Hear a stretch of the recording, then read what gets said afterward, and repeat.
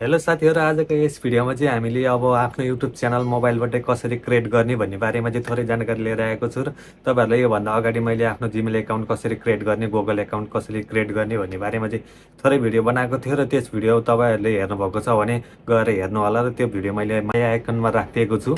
जस्तै अब त्यो भिडियो हेरिसकेपछि चाहिँ आफ्नो YouTube च्यानल कसरी क्रिएट गर्ने भन्ने बारेमा चाहिँ यो भिडियो हेर्नु होला र यदि तपाई YouTube च्यानलमा नयाँ हुनुहुन्छ भने प्लिज सब्स्क्राइब गरिदिनु होला र YouTube च्यानल तल सब्स्क्राइब बटन तल आइरहेको छ।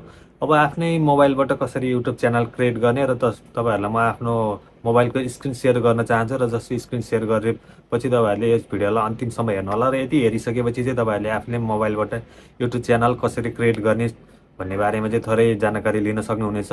अब जाउँ सिधै मोबाइलको स्क्रिनतर्फ। यसरी स्क्रिनतर्फ गइसकेपछि आफ्नो मोबाइलमा रहेको युट्युब एप ओपन गर्नु होला। यस्तो जसरी आफ्नो युट्युब एप ओपन गरिसकेपछि यहाँ तल आफ्नो एकाउन्टको अप्सन देखाएको छ, जस्तै हाम्रो यो भनेर अप्सन देखाएको छ। यो आफ्नो एकाउन्ट यो प्रोफाइलमा क्लिक गर्नु होला। यसरी क्लिक गरिसकेपछि आफ्नो माथि प्रोफाइलको इमेलको के नाम छ र त्यसमा आइसकेको छ, जसमा चाहिँ मेरो यहाँ क्रिएटर ब्लग भनेको छ। त्यसको मुनि अलिकति तल क्रिएट अ च्यानल भनेको छ, जस्ट क्रिएट अ च्यानलमा क्लिक गर्नु होला। यदि क्लिक गरिसकेपछि माथि एउटा change your photo and take a now one भनेको छ, जस्ट प्रोफाइल पिक्चरको, जसमा चाहिँ आफूले यहाँ प्रोफाइल एउटा एड गर्न सक्नुहुनेछ। जस्ट मैले यहाँ आफ्नो एउटा प्रोफाइल एड गरेँ, जस्ट मसँग चाहिँ एउटा क्रिएटर ब्लगको एउटा लोगो छ, जस्ट मैले लोगो एड गरेँ। यति गरेपछि यसलाई सेभ गरिदिनु होला। जस्ट सेभ गरिसकेपछि यो थोरै लोडिङ हुन्छ र यसले टाइम लिन्छ, अनि अहिले यो अपलोड पनि भइसकेको छ। जस्तै म यहाँ नाम चाहिँ क्रिएटर ब्लग नै राख्न चाहन्छु। यदि तपाईँ चेन्ज गर्न चाहनुहुन्छ भने यहाँ गएर पेन्सिल आइकनमा गएर चेन्ज गर्न सक्नुहुनेछ। म चाहिँ यही नामले क्रिएट गर्छु। जस्ट मैले यसलाई सेभ गरेँ। यदि सेभ गरिसकेपछि यहाँ तलको ह्यान्डल पनि तपाईँले चेन्ज गर्न सक्नुहुनेछ। जस्ट ह्यान्डलमा चाहिँ म चेन्ज गर्छु, जस्तै क्रिएटर ब्लग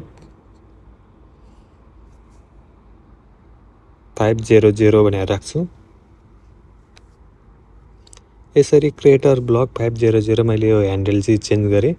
यसलाई चेन्ज गरिसकेपछि जस्ट यसलाई सेभ गरिदिनु होला। यदि सेभ गरिसकेपछि यहाँ तल एउटा क्रिएट च्यानल भनेर अप्सन छ, जस्ट क्रिएट च्यानलमा क्लिक गरिदिनु होला। जस्ट क्रिएट च्यानलमा क्लिक गरेँ मैले।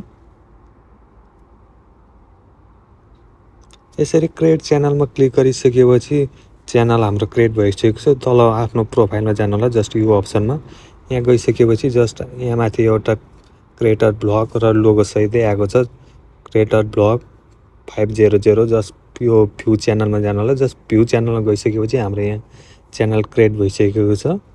जस्ट यसमा चाहिँ आफूले एड गर्नुपर्ने चिजहरू यहाँबाट एड गर्न सक्नुहुन्छ। यति गरिसकेपछि जस्ट यहाँ पेन्सिल आइकन देखाएको छ, जस्ट पेन्सिल आइकनमा क्लिक गरिदिनु होला। पेन्सिल आइकनमा क्लिक गरिसकेपछि हामीले हाम्रो लोगो चाहिँ क्रिएट गरिसकेको र अपलोड पनि गरिसकेको छ। जस्ट यहाँ यसमा यो ब्यानर चेन्ज गर्न चाहनुहुन्छ भने माथि क्यामेराको अप्सन देखाएको छ, जस्ट यसमा क्लिक गरिदिनु होला र आफ्नो एउटा ब्यानर एड गर्नु होला।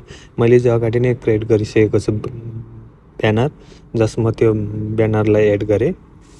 जस्ट म त्यसलाई अपलोड गरिदिन्छु। चुज फ्रम युर फोटोजमा गएर म त्यो ब्यानरलाई एड गर्छु। जस्ट यति एड गरिसकेपछि यसलाई मैले जस्ट सेभ गरिदिएँ। यसरी सेभ गरिसकेपछि यहाँ थोरै टाइम लिन्छ र यसले अपलोड हुँदैछ अहिले। यो हेर्न सक्नुहुन्छ तपाईहरुले यहाँ क्रिएटर ब्लगको ब्यानर पनि एड भइसकेको छ र यहाँ माथि नेम ह्यान्डल पनि चेन्ज भएको छ र यहाँ च्यानल युआरएल पनि आइसकेको छ। जस यो डिस्क्रिप्सनमा चाहिँ आफूले अब राख्न चाहेको जस्तै आफ्नो फेसबुकको टिकटकको लिङ्कहरू अथवा केसको बारेमा के बनाउँदै हुनुहुन्छ त्यसको बारेमा थोरै डिस्क्रिप्सनमा राख्न सक्नुहुनेछ। यति लेखिसकेपछि यहाँबाट जस्ट सेभ गरिदिनु होला। यसरी सेभ गरिसकेपछि हाम्रो एड भइसकेको छ।